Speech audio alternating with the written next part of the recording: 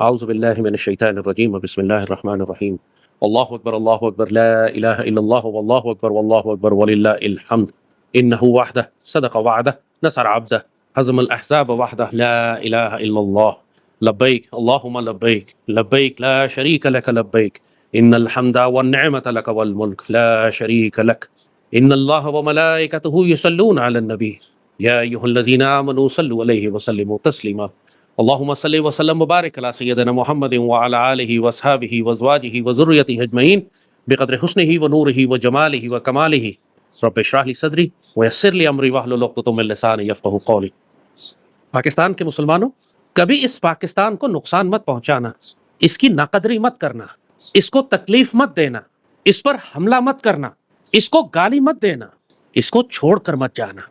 یہ پاکستان، یہ پاک سرزمین اللہ نے صرف تمہارے لیے مدینہ ثانی نہیں بنایا، اللہ نے اس کو صالح علیہ السلام کی اونٹنی کی مانند بھی بنایا ہے، اور اللہ نے اس پاکستان کو تمہارے لیے نوح علیہ السلام کی کشتی بھی بنایا ہے۔ یہ جس دور میں تم داخل ہو چکے ہو، پوری دنیا میں اب دجال کے فتنے بارش کے قطروں کی طرح مسلمانوں کے گھروں میں داخل ہو رہے ہیں۔ پوری دنیا میں تم دیکھتے نہیں ہو کہ کیا مسلمان دنیا میں تباہی مچائی گئی ہے اور مچائی جا رہی ہے۔ تمہاری آنکھوں کے سامنے تاریخ کا سب سے خوفناک قتل عام اور جینوسائیڈ ہو رہا ہے، اہل فلسطین کا، اہل شام کا۔ فلسطین شام کا حصہ ہے۔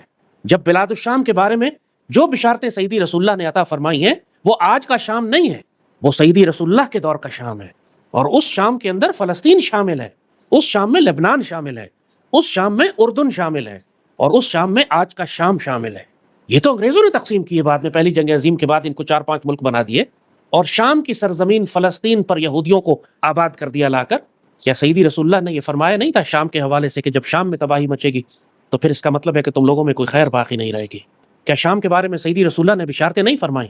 کیا یہ نہیں آگاہ کیا تم کو کہ وہاں پر جنگوں پہ جنگیں ہوں گی، آخری مارکے سرزمین شام پر لڑے جائیں گے، اور یہ جو جنگیں شروع ہوئی ہیں اب یہ آخری زمانے تک ختم نہیں ہوں گی، اور یہ جنگیں پوری مسلمان دنیا کو اپنی لپیٹ میں لے لیں گی۔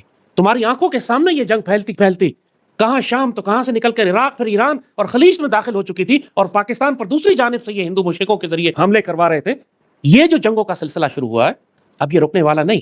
میں دیکھتا ہوں پاکستان میں اللہ کے احسان فراموش، ناشکرے اور محسن کچھ لوگ اس پاک سرزمین کو گالی دے کر اس کو چھوڑ کر جانا چاہتے ہیں۔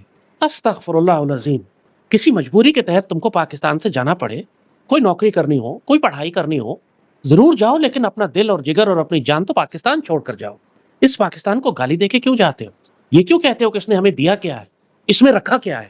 پاکستان تو اس قابل ہی نہیں ہے کہ اس میں رہا جائے۔ یہ کفر کے کلمے اپنے منہ سے کیوں نکالتے ہو جب تم جانتے ہو کہ یہ پاکستان سیدی رسول اللہ نے تم کو تحفے کے طور پر عطا فرمایا ہے؟ تم کو ایک واقعہ سناتے ہیں۔ میں مدینہ منورہ میں تھا، مسجد نبوی کے پاس ایک ہوٹل میں عمرے کی نیت سے وہاں پہنچا ہوا تھا۔ تو وہاں پہ اس ہوٹل میں پوری دنیا سے ظاہر ہے مسلمان آ کر ٹھہر رہے تھے، تو بھارت سے کچھ مسلمان آئے اور وہ آ کے ہمارے ساتھ اسی ہوٹل میں، اسی جگہ پہ ہم نیچے لابی میں بیٹھے ہوئے تھے۔ تو وہاں ہوٹل میں انٹرنیٹ کام نہیں کر رہا تھا، تو وہ سخت ناراض ہوئے تھے وہ بھارتی مسلمان، اور ایک نے بڑے غصے سے نعوذ باللہ مدینہ شریف کو گالی دے دی کہ یہ کیسا شہر ہے کہ یہاں انٹرنیٹ کام نہیں کرتا۔ میری روح کانپ گئی، میرا وجود کانپ گیا۔ استغفر اللہ۔ میں نے کہا یہ اللہ کے بندے، تم جانتے نہیں ہو کہ تم اس وقت کہاں بیٹھے ہو؟ تم جانتے نہیں کہ تمہارے سامنے گنبد خضرا ہے؟ تم جانتے نہیں کہ یہ مدینہ الرسول ہے؟ تم جانتے نہیں کہ یہ مدینہ المنورہ ہے؟ تم جانتے نہیں کہ یہ انبیاء، صحابہ کرام اور اولیاء کی سرزمین ہے؟ تم جانتے نہیں کہ کتنی بابرکت جگہ تم بیٹھے ہو، اور صرف اس لیے کہ تمہارا انٹرنیٹ کام نہیں کرتا تم نے پورے مدینہ شریف کو گالی دے دی۔ یہ ہے وہ ظلم جو انسان اپنی جانوں پر کرتا ہے، جسے قرآن نے کہا کہ سیدی رسول اللہ کے آگے اپنی آواز اونچی نہ کرو، کہیں تمہارے اعمال ضائع نہ ہو جائیں اور تم کو پتہ بھی نہ چلے۔ یہ ہے وہ گستاخی۔ آواز اونچی کرنے کا مطلب صرف یہ نہیں ہے کہ تم چیخے مارو، آواز اونچی کرنے کا یہ بھی مطلب ہے کہ جو فیصلہ سیدی رسول اللہ نے فرما دیا ہے تم اس کو قبول کرنے سے انکار کرو، تم اس کو رد کرو، تم اس پر غصے کا اظہار کرو، تم اس کی گستاخی کرو، اس کی بے ادبی کرو، سیدی رسول اللہ کے تحفے کی قدر نہ کرو۔ یہ بھی سیدی رسول اللہ سے آوازیں بلند کرنے والی بات، اور انسان نہ چاہتے ہوئے بھی قرآن نے یہی فرمایا کہ تمہارے اعمال ضائع ہو جائیں گے، تم کو پتہ بھی نہیں چلے گا۔ انسان ساری عمر یہ سمجھتا رہے گا کہ میں بڑے اچھے نیک اعمال کر رہا ہوں، لیکن کیونکہ اس نے سیدی رسول اللہ کے مدینے کی، سیدی رسول اللہ کی احکامات کی، سیدی رسول اللہ جس سے محبت کرتے ہیں، تم نے اس کی توہین کی، اس کی رسوائی کی، اس کی بے عزتی کی، اس پر حملہ کیا، اس کو گالی دی، تمہارے اعمال ضائع ہو جائیں گے، تم کو پتہ بھی نہیں چلے گا۔ یہ پاکستان بھی سیدی رسول اللہ کا تحفہ ہے۔ کیا تم جانتے نہیں ہو کہ کس طرح سیدی رسول اللہ نے اپنی نگرانی سے یہ پاکستان تعمیر کروایا؟ کس طرح قائد اعظم کو ہدایت دی، کس طرح اس وقت کے علماء اور بزرگوں کے خواب میں آپ تشریف لائے اور آپ نے حکم دیا کہ اس پاکستان کی حمایت کرو، کس طرح آپ نے خان و خلات کو حکم دیا کہ پاکستان بن رہا ہے اس کے ساتھ شامل ہو جاؤ، کس طرح جب بھی پاکستان پر کوئی مشکل آتی ہے کیا اہل نظر صاحب بصیرت اولیاء اللہ اور صاحب معرفت لوگوں نے یہ باتیں تم کو نہیں بتائیں کہ کس طرح روحانی دنیا میں ہلچل مچ جاتی ہے؟ سیدی رسول اللہ صحاب بدر کے ساتھ خود تشریف لاتے ہیں اس پاک سرزمین کی حفاظت کرنے کے لیے۔ کیا باپوں نے تم کو یہ نہیں بتایا کہ یہ پاکستان اس لیے قیمتی ہے، اس لیے بنایا گیا ہے کہ پوری امت مسلمہ کی تقدیر اس پاکستان پر ڈیپینڈ کر رہی ہے؟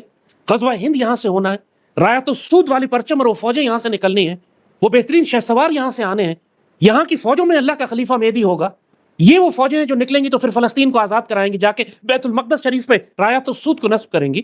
کیا یہ باتیں تم کو بتائی نہیں گئی؟ پھر اس پاک سرزمین کو تم کیوں گالی دیتے ہو؟ اس کو چھوڑ کر کیوں جاتے ہو؟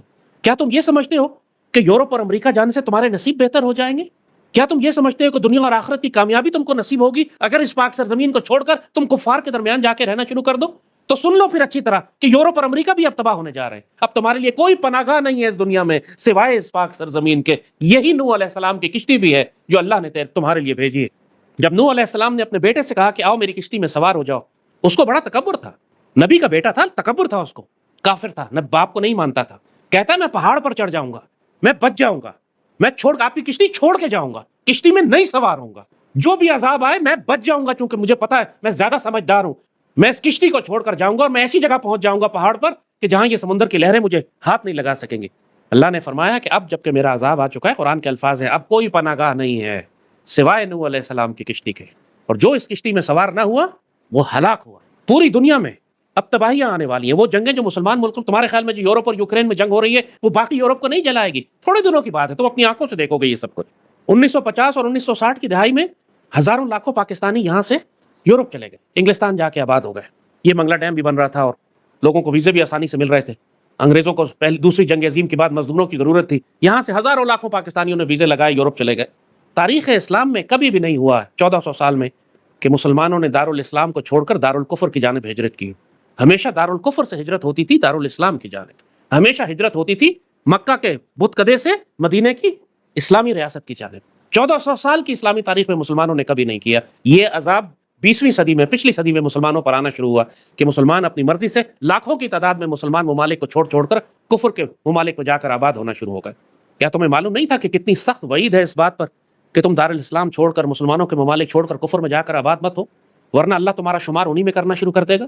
نتیجہ کیا ہوا؟ وہ عذاب اس وقت لوگوں کو بہت اچھا لگ رہا تھا کہ انگلینڈ میں اور یورپ میں جا کے آباد ہو رہے ہیں۔ 50-60 کی دہائی گزری، 70-80-90 کی دہائی آئی، پھر اس کے بعد آپ کی جنریشن اب ان کی تیسری جنریشن پیدا ہو گئی ہے، اور وہاں رہنے والے مسلمان مجھے بتاتے ہیں کہ ہمارے لیے سب سے بڑا عذاب یہ ہے کہ اپنے بچوں کو مسلمان کیسے رکھیں، اپنے بچے اور بچیوں کو پاک کیسے رکھیں۔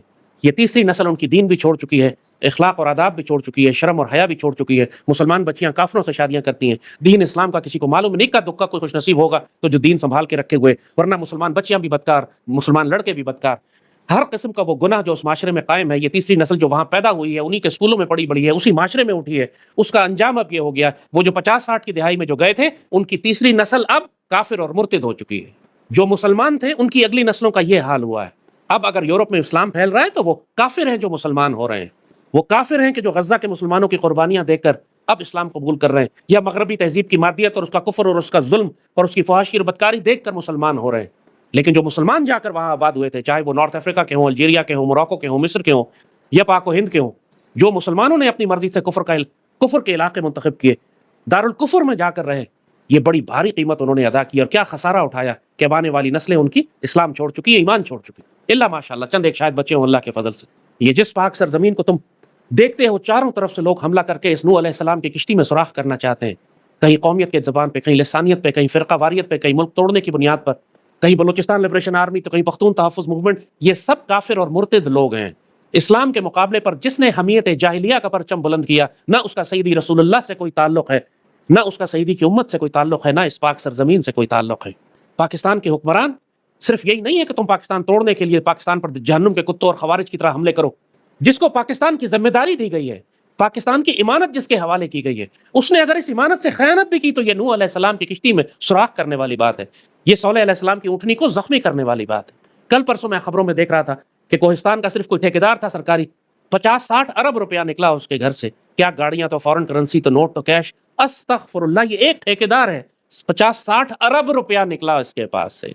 ये जो खयानत इसने की इस सईदी रसूलुल्लाह के पाक सरजमीन के साथ, वो जो हुक्मरान पीटीआई, सारी पीटीआई के हुक्मरान मिले हुए उसके साथ इस काम में, ये जो बदबख्त आए थे इस नाम पर कि हम अदल और इंसाफ करेंगे और ईमानदार लोग लेकर आएंगे, इनसे बड़ा बदकार कोई नहीं निकला पाकिस्तान को नुकसान पहुंचाने में। कहां उन्होंने नुकसान नहीं पहुंचाया, कहां खयानत या जहन्नुम के कुत्तों को लाकर आबाद करना, या कश्मीर फरोख्त करना, या पाकिस्तान का स्टेट बैंक फरोख्त करना, या रिकोटेक का सोना फरोख्त करना अपने सुसाली यहूदियों को, कौन सी जगह है जो इन नापाक लोगों ने पाकिस्तान को नुकसान ना पहुंचाया। और ये सारे हुक्मरान जो सिंध पर हुक्मरान है वो इससे बड़े बदकार हैं। पिछले 30-40 साल से सिंध के हाकिम है, सोने की चिड़िया उनको अल्लाह ने दी हुई है, वहां पर उसका हक अदा करने के बजाय हराम खोरों ने हद पार कर दी है लूटने की पाकिस्तान को। जो हाल किया है कराची का, पूरे पाकिस्तान में सारी सियासी जमातों का ये हाल है। ये सारे वो जालिम बदकार हैं जिन्होंने अपनी जिंदगियों के अमाल जाया करवा लिए, क्योंकि इन्होंने मदीने सानी को नुकसान पहुंचाया, सौलेह अलैहिस्सलाम की ऊँटनी को जख्मी किया, नूह अलैहिस्सलाम की किश्ती में सुराख किया, पूरी सईदी रसूलुल्लाह की उम्मत को तकलीफ पहुंचाई। तकलीफ पहुंचाना सिर्फ ये नहीं है कि तुम गोलियां चलाओ, तकलीफ पहुंचाना सिर्फ ये नहीं है कि तुम मीडिया में पाकिस्तान को गाली दो। जो पाकिस्तान की इमानत तुम्हारे हवाले की गई थी, तुमने उसमें खयानत की, तुमने नाअहल और कमीने लोगों को मुसल्लत किया। अस्तगफिरुल्लाह, इस वक्त पाकिस्तान पे सबसे बदकार, सबसे जाहिल, सबसे नाअहल लोग जो पाकिस्तान पर हर सियासी जमात ने हर सूबे में मुसल्लत किए हैं, इन्ना लिल्लाहि व इन्ना इलैहि राजिऊन। क्या इनका ख्याल है अल्लाह इनसे ये सवाल नहीं करेगा? एक रियासत उम्मत मुस्लिमा की आबरू बची है पूरी दुनिया में। अब तो तुम्हें आंखों से नजर आ रहा है किस तरह इन्होंने ईरान को तबाह बर्बाद करने की पूरी साजिश की, किस तरह अब तुर्की के खिलाफ साजिश हो रही है। सिर्फ एक पाकिस्तान बचा है, एक पाक सरजमीन बचा है, और कुत्तों की तरह ये उसको नोचने भंजोड़ने में लगे हुए हैं, लूटने में लगे हुए हैं, उस पर हमले कर रहे हैं, उसको आग लगा रहे हैं, किश्ती में सुराख कर रहे हैं। अस्तगफिरुल्लाहुल अज़ीम। पाकिस्तान के मुसलमानों ये जुल्म ना करो। बहुत अच्छी तरह सुन लो, इस वक्त पूरी दुनिया के साहिब नजर बाबे, पूरी दुनिया के जो साहिब नजर बाबे जिनको अल्लाह ने बसीरत अता फरमाई हुई है, मुसलमानों से कह रहे हैं तुम जिस मुल्क में हो वहीं बैठो, अब भागने का कोई फायदा नहीं, कि जो अल्लाह ने तकदीर अब जाहिर करनी है वो जाहिर होकर रहेगी। लेकिन पाकिस्तान के मुसलमानों से वो कहते हैं पाकिस्तान वापस लौट जाओ, तुम्हारे लिए अल्लाह ने महफूज पनागाह रखी है, तुमको अल्लाह ने घर बनाकर दिया है। इतने शोहदा के साए में ये जो पाक सरजमीन बनी है, पूरी कायनात के साहिब नजर बाबों की, औलिया अल्लाह की, सईदी रसूलुल्लाह की और आपके मलाइका की, सबकी निगाहें इस पाक सरजमीन पर है। इससे बहुत बड़ी ड्यूटी ली जानी है। उस हिंदुस्तानी मुसलमानों की तरह न कर देना कि सिर्फ इंटरनेट की तार खराब थी तो पूरे मदीने मुनव्वरा को गाली दे दी, नाउजुबिल्लाह। है पाकिस्तान में मुश्किलात हैं, परेशानियां हैं, निज़ाम ठीक होने वाला है, सड़कें भी टूटी हुई हैं, बिजली पानी गैस का मसला भी होता है, पुलिस भी ज्यादती करती है, दहशतगर्दी भी है, मगर इस पाकिस्तान को कभी गाली मत देना, कभी इसको छोड़कर मत जाना। सिर्फ इसलिए कि इंटरनेट की तार खराब है तुम पाकिस्तान को गाली दे दोगे? सिर्फ इसलिए कि यहाँ पे सड़कें तुम्हें ठीक नहीं मिलती हैं, बिजली का तुम्हें लोड शेडिंग होती है, तुम वो कीमत भी देखो जो तुम अदा करोगे पाकिस्तान छोड़कर जाने की। दुनिया और आखिर, पहले तो दुनिया और आखिर तबाह करवाओगे अगर इस पाक सरजमीन को गाली देकर गए तो। और दूसरा, ज़ाहिरी तौर पर दुनिया का चंद दिन का तुम्हें आराम मिल भी गया तो तुम्हारी आने वाली नस्लें काफिर हो जाएंगी, मुर्तिद हो जाएंगी, उनको स्कूलों में वो कुछ पढ़ाया जाएगा जो हमारे दीन इस्लाम के खिलाफ है। और फिर अगर तुम कुछ अरसा बच भी गए तो आने वाले थोड़े अरसे में यूरोप और अमेरिका भी तबाह हो जाएगा, जंगें भी होंगी, आलमी जंगें भी होंगी, खाना जंगी भी होगी, वहां पे जो माशी तबाही भी आएगी। जो कुछ होने जा रहा है तुम्हारे ख्वाबो ख्याल से बाहर है। इस फकीर ने हमेशा तुमको वक्त से पहले नसीहत की है। जो बदनसीब थे वो मजाक उड़ा रहे थे। जब ये कोरोना की वैक्सीन लगना शुरू हुई, हमने उस वक्त कहा था मत लगवाना, दुनिया ने मजाक उड़ाया। आप कौन से डॉक्टर हैं? दुनिया के बड़े बड़े doctor, world health organisation, doctor Fauci, United Nations, हुकूमत वक्त, ये सब कह रहे हैं कि वैक्सीन सेफ है, लगवानी चाहिए, जरूरी है, कोरोना बहुत खतरनाक बीमारी है। हम बताते रहे, लाखों लोगों ने हमारी बात सुनी, उन्होंने वैक्सीन नहीं लगवाई। वैक्सीन तो नहीं था, जहर था, उन्होंने नहीं लगवाई। लोग एतराज करते रहे, आप कोई डॉक्टर तो नहीं है, बड़े बड़े डॉक्टर चुप क्यों हैं? मैंने कहा मुझे ये सब बातें नहीं मालूम, मुझे जो बात अल्लाह ने बताई है वो ये कि जिसने ये जहर लगवाया वो अपना नुकसान करेगा, वो हलाकत में अपने आप को डालेगा। और ये यहूदियों और दुश्मनों की तरफ से साजिश है दुनिया की आबादी कम करने और मुसलमानों को हलाक करने की। जिसने हमारी बात मान ली वो खैर में रहा, जिसने हमारी बात नहीं मानी आज रोता पिटता हमें मैसेज करता है, मुझे बताएं मैंने लगवा ली, मेरा जिस्म गल गया, अंदर से सड़ गया, मुझे ये बीमारियां लग गई, मैं किस तरह इस जहर को अपने अंदर से निकालूं। हम उससे पहला सवाल ये करते हैं कि हमारी बात पे एतबार क्यों नहीं किया था तुमने। यही बात हम पाकिस्तान छोड़कर जाने वालों से कहते हैं। लोग 50-50 लाख रुपया दे रहे हैं वीजा लगवाने के लिए एजेंट्स के पास, मुल्क छोड़कर जाने के लिए। अल्लाह के बंदो, इतने पैसे में तो तुम पाकिस्तान में इतना कारोबार डाल सकते हो, तुम इतना कुछ काम शुरू कर सकते हो उस पाकिस्तान में। इतने पैसे दे के पाकिस्तान छोड़कर जाओगे और ये इस नियत से कि वापस कभी नहीं आना हमने, और एक दफा वहां पहुंच के इलीगल हो जाओगे तुम, वहां जाके तुम गायब हो जाओगे, छुप जाओगे, ना तुम्हारा पासपोर्ट होगा, तुम इस आसरे पे बैठे हुए कि वो तुम्हें नेशनलिटी दे देंगे कुछ अरसे के बाद। अमेरिका में अभी 1 करोड़ से ज्यादा इलीगल दाखिल हुए हैं साउथ अमेरिका से, मैक्सिको से क्रॉस करके, और ट्रंप जो है वो उन सारों को निकालना चाहता है। पूरे अमेरिका में छापे पड़ रहे हैं, इलीगल्स को पकड़ पकड़ के गिरफ्तार करके बाहर फेंका जा रहा है। वहां यूरोप में खाना जंगियां हो रही हैं, पूरे यूरोप के बड़े बड़े शहरों में जो बाहर से इलीगल्स आए हुए हैं उनकी तादाद मकामी आबादी से ज्यादा हो चुकी है। ना वहां नौकरियां हैं, ना वहां पे वो कारोबार के वो मौके हैं जो आज से 50 साल पहले हुआ करते थे। अब तुम सिर्फ जहन्नुम में जा रहे हो इतने पैसे खर्च करके। तुम्हारी मर्जी है, जाना चाहते हो शौक से जाओ, ہمارا کام تمہیں نصیحت کرنا تھا، کر دی، نہ مانو نہ مانو، لیکن اگر تم نے جانا بھی ہے نا تو اپنے لیے واپسی کا دروازہ کھولا رکھنا، وہ یہ کہ جاتے ہوئے اپنا دل، اپنا جگر، اپنی محبت پاکستان کے لیے چھوڑ کر جانا، گالی دے کر مت جانا، ورنہ تمہارے سارے راستے بند کر دیے جائیں گے، تمہیں واپس نہیں آنے دیا جائے گا، تم کو پاکستان کی مٹی نصیب نہیں ہوگی۔ یہ جو پاکستان سے باہر بیٹھے ہوئے نا پی ٹی آئی والے، سارے باہر بیٹھ کر پاکستان کو گالیاں دے رہے ہیں، پاکستان کو تباہ کرنا چاہ رہے ہیں، بھارت کے ساتھ مل گئے، اس کا بیانیہ چلا رہے ہیں، اس کی انفارمیشن وار کر رہے ہیں، اس کا پروپیگنڈا کر رہے ہیں پاکستان کے خلاف کہ کسی طرح ہم پاکستان آرمی سے، پاکستان سے انتقام لے لیں۔ یہ ایسے بد نصیب لوگ ہیں، دو جہانوں میں ان کی ہلاکت، ان کو پاکستان کی مٹی نصیب نہیں ہوگی دفن ہونے کے لیے۔ وہ روتے تھے نا بہادر شاہ ظفر کہ جب ان کو نکال کر رنگون بھیج دیا، برما بھیج دیا گیا ہندوستان سے نکال کر، تو روتا تھا وہاں پہ وہ بیٹھ کے، کتنا تو بد نصیب ہے ظفر کہ دفن کے لیے 2 گز زمین بھی نہ ملی کوئے یار میں۔ اے ظفر تو کتنا بد نصیب ہے کہ تجھے دفن ہونے کے لیے اپنے محبوبوں کی، اپنے آباء و اجداد کی زمین، ملک میں 2 گز زمین بھی نہ ملی۔ حکمران ہند ہوا کرتا تھا، شہنشاہ ہند تھا، لیکن جب ناشکری کی، احسان فراموشی کی، اللہ کے احکامات پورے نہ کیے، تو ایسا ذلیل کر کے نکالا گیا کہ برما میں جا کے اکیلے تنہائی میں ایک انگریز ڈپٹی کمشنر کے گراج میں مرا، اور مرتے بھی یہ شعر کہتا ہے کہ کتنا بد نصیب ہے تو ظفر کہ دفن کے لیے 2 گز زمین بھی نہ ملی کوئے یار میں۔ یہ بہت بڑی بات ہوتی ہے، بہت بڑی سعادت ہے کہ تم کو اس پاک سرزمین کی مٹی نصیب ہو جائے۔ لوگ کہتے ہیں نا کہ میں نے مدینے میں دفن ہونا ہے، میں نے مکے میں دفن ہونا ہے۔ مولانا جوہر علی برادران، جو محمد علی جوہر اور شوکت علی، اس میں مولانا محمد علی جوہر کا انتقال ہوا تو انہوں نے کہا میں غلام ہندوستان میں نہیں جاؤں گا، میں فلسطین میں دفن ہونا چاہوں گا۔ تو فلسطین میں بیت المقدس شریف میں مولانا محمد علی جوہر کی قبر ہے وہاں پہ، وہ فلسطین میں دفن ہے، کہ میں مسجد اقصی کے پاس دفن ہوں گا جا کے۔ لوگ چاہتے ہیں خوبصورت جگہ پہ دفن ہو، اور تم جو یورپ جا رہے ہو وہ عیسائیوں کے قبرستان میں دفن ہو گئے، کافروں کے قبرستان میں ہو گئے، تمہاری لاش کو جلا دیں گے۔ اتنے مسلمان ہیں جن کو قبریں نصیب نہیں ہو رہی کیونکہ وہ ہسپتال میں مرتے ہیں، ایکسیڈنٹ میں مرتے ہیں، اتنے قانونی پیچیدگی ہے، ان کی لاش کو پاکستان لایا ہی نہیں جا سکتا، اور وہ دفن کرنے کا خرچہ ہی نہیں کرتے، وہ پھر اس کو جلا کے اس کی راکھ کو سمندر پھینک دیتے ہیں پہاڑوں میں۔ یہ تمہارا انجام ہوگا، کیونکہ وہ خرچہ کرتے ہی نہیں، وہاں قبر کا خرچہ ہی لاکھوں ڈالر میں آ جاتا ہے، لاکھوں روپے میں آ جاتا ہے۔ تو سستی پڑتی ہے یہ بات کمیٹی کو، وہاں کی میونسپل کمیٹی کو، اور وہاں کے حکمرانوں کو، اور وہاں کی پولیس کو، کہ لاش کو جلا کر ضائع کر دے۔ یہ اکثر مسلمان یورپ میں جلائے جا رہے ہیں، ان کو قبریں نصیب نہیں ہیں۔ یہ وہ قیمت ہے جو انہوں نے یورپ میں رہنے کی اب ادا کرنی ہے۔ تمہیں قبر نصیب نہیں ہوگی، نماز جنازہ نصیب نہیں ہوگی، کیونکہ تم اپنی مرضی سے دارالاسلام چھوڑ کر دارالکفر میں گئے تھے۔ یہ بات بہت اچھی طرح سمجھ لینا اور جان لینا۔ جو بھی پاکستان کو نقصان پہنچا رہا ہے، چاہے وہ ظاہری طور پر اس ٹھیکیدار کی طرح 50 ارب روپے اپنے گھر میں جمع کر لے، وہ صرف جہنم کی آگ ہے۔ الہاکم التکاثر حتی زرتم المقابر، تم کو غفلت میں رکھا کثرت کی ہوس نے، حتیٰ کہ تم قبروں میں پہنچ گئے۔ یہ کثرت کی ہوس ہی ہے تمہاری کہ تم 50 لاکھ روپیہ دے کر یورپ جا رہے ہو اللیگل، اور وہاں جا کے تم کافروں کی موت مرو گے، تمہیں کوئی دفن کرنے والا نہیں ہوگا۔ مسلمانوں کی، پاکستانیوں کی حالت دیکھیں، کوئی سمندر میں ڈوب کے مر رہا ہے، کوئی کشتی سے گر کے مر رہا ہے، ہر روز خبر آتی ہے، سینکڑوں ہزاروں کی تعداد میں لوگ سمندر پار کرنے کی کوشش کر رہے ہیں، اور اس میں ہزاروں مارے جاتے ہیں، ڈوب کے مرتے ہیں۔